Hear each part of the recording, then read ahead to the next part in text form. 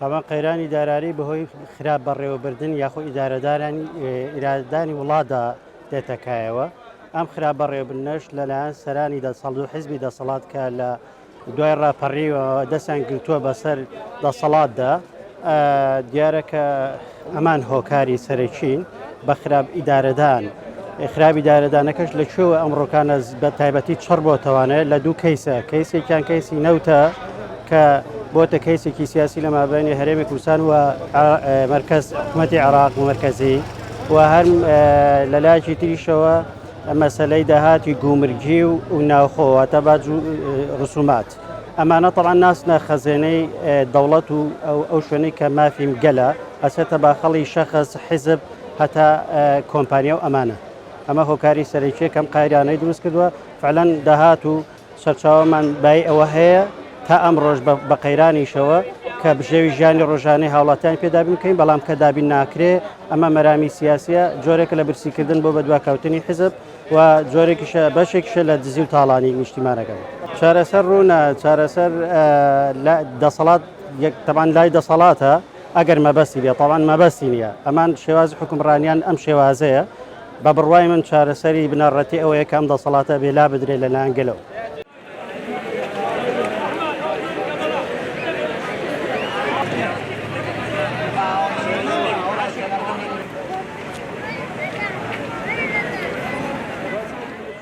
دیارە سەرچاوەکەی ئەوەی کە ئەلفوبەی سیاسی بزانی ئەمە شتەکە ڕوون و وازەحە، هەر لە سەرەتای نەوەتوویەکەوە لە دوای ڕاپەڕینەوە لە یەکەم کابینەوە هەتا ئێستاشی لەگەڵ بێ حکوومەتی هەرێمی کوردستان بەڕاستی وەکو حکوومەتکاری نەکرد، وەکو گروپێکی چۆن دەڵێ بازرگانی ئیشی کرد و پلانیشی استراتیژی نەبووە، نە لە ڕووی سیاسی، نە لە ڕووی ئیداری، نە ڕووی ئابووریشەوە بۆ خەڵکی کوردستان.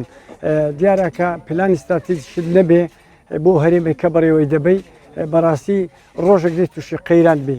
ئێستا بەهۆی ئەو نەبوونی موچە و نەبوونی پرۆژەی خزمەتگوزاری و خەڵک تووشی قەیرانی ئابووری بووە، دیارە وەکو هەمومان دەبین ئێستا ئەوڕۆ بەتایبەتی ئەمڕۆ لە هەموو دام دەستگاکان بایکۆت کراوە، زیاتر لە 50 ڕۆژە موچە نەدراوە.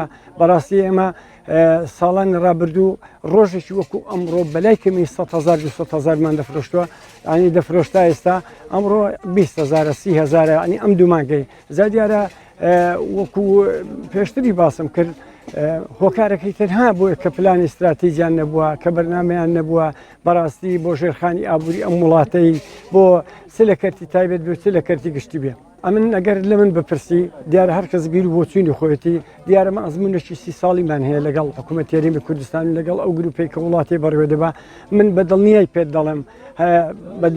دەڵێم کە چاک نابێت لەبەرەوەی کە تا ئێستانیان توانی بێ چاچیکەن.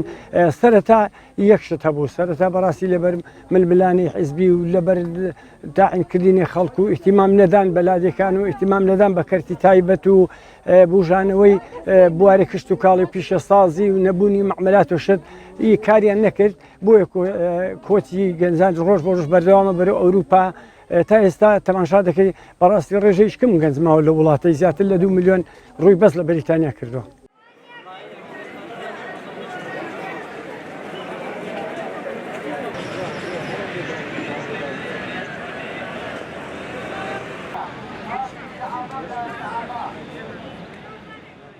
ئەو کەموکوڕیانەی لە کوردستان هەیە سەرچاوی دارایی و نەهامەتی ئەو وڵاتی تەمان سەرانی کوردن لە بێ ئەزمموی ئەوان دەرز لە ڕابردووی خۆیان وەرناگرن. ئەگەر بە مێژوودا بچینەوە مێژوود بخوێنینەوە تەماشا دەکەین لە ساڵی 1974 سەرانی کورد بەدەستی ئێران و جەزایر و ئەوانە ئاشبەتاڵیان پێکردن، تەمان لە بێ ئەزممویان بوو.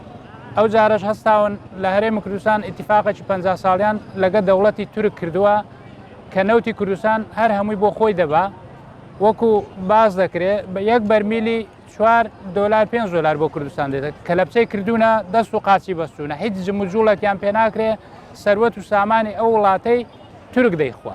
تەماشا دەکەی لە کوردستان ئێستا بەو دستانەی بەو سەرمایە لە دەڤەری ڕاپەڕین کە منتیقەی کوێستانیە ناوچەکی ساردە بەرمیلی نەوتی بە 110,000 دیناریە دەستیش ناکەوێت. نەوتی خۆشمان بەرمیلی 4 دلار دێتەوە بۆ کوردستان. جادەوەرە سەیری ئەو سیاسەتەیکە کە خەڵکێک بەڕێوەی دەبا هیچ لە سیاست نازانێ.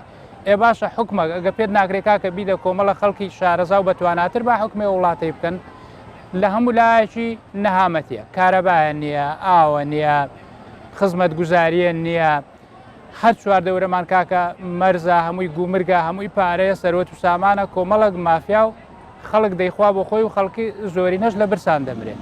جا پێویستە بەڕاستی وەکو ئەوڕۆ کە 30 مانگە لە پەرلەمانی کوردستان بەڕاستی خەریکە هاودەنجێک و کۆدەنجێک پیا دەبێت دژی ئەو دەسەڵاتدارانە کە هەموو ئەوڕۆ فراکسیۆنەکان ڕاست بوونەتەوە تەنها یەک فراکسیۆن نەبێت کە لەبەرەی خەڵک نییە فراکسیۆنەکانی تر هەموو دەنجیان بەرز کردوێتەوە بەڕاستی خەڵک پێی دڵخۆشە ئەگەر بێت و ئەوانە بتوانن ئەو دەسەڵاتدارانە ئیجبار بکەن کە بێنەوە لەگە حکوومەتی عێراق پێک بن. کێشەی ما لە عێراقە لە هیچ شوێنێکی کە نییە سەرکردەی بە ئەزمموی نییە لە ساحەکەی پێویستە لەگە حکوومەتی عێراق پێک بگەین بۆی ژیانی خەڵک خۆش بێ موسەی خانە نشین و خەڵکی کەم دەرامەت بگەڕێتەوە و خەڵکیش بە ئاسوودەیی بژیا و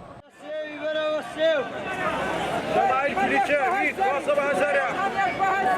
000.